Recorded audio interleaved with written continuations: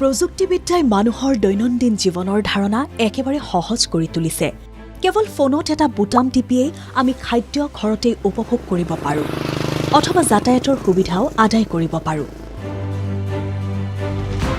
কিন্তু আপুনি জানেনে, প্ৰতিটো খাদ্য ক্ৰয় কৰোঁতে অথবা যাতায়াতৰ সুবিধা আদায় কৰোঁতে এই প্ৰক্ৰিয়াত 1 কিলোগ্ৰাম কাৰ্বনৰ নিৰ্গমন ঘটে, যি নেকি একলগ কৰিলে বছৰি 5 টন কাৰ্বন নিৰ্গমন অথবা 200 জোপা গছ কটাৰ সমান হয়।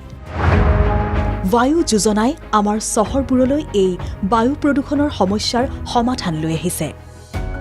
বায়ু পৰিযোজনাই আমাৰ চহৰবোৰত কাৰ্বন নিৰ্গমনৰ বিৰুদ্ধে তথা প্ৰদূষণমুক্ত বিশুদ্ধ বতাহ সৃষ্টি কৰাৰ এক সামূহিক পদক্ষেপ।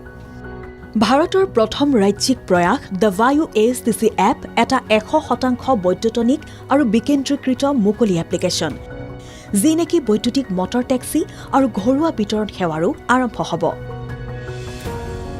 স্থায়িত্বৰ 3টা স্তম্ভৰ ওপৰত নিৰ্ভৰশীল অগ্ৰণী ধাৰণাৰ বায়ু 3টা শূন্যৰ আৰ্হিৰ দ্বাৰা পৰিচালিত হয়।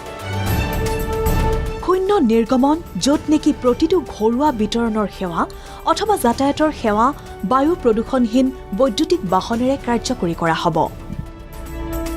শূন্য মাচুল, য'ত নেকি চালকসকলক বৈদ্যুতিক বাহন আৰু এপৰ সুবিধা আগবঢ়োৱা হ'ব আৰু তেওঁলোকৰ উপাৰ্জন সম্পূৰ্ণ মাচুলবিহীন অথবা শুল্কবিহীন ব্যৱস্থাৰ হ'ব।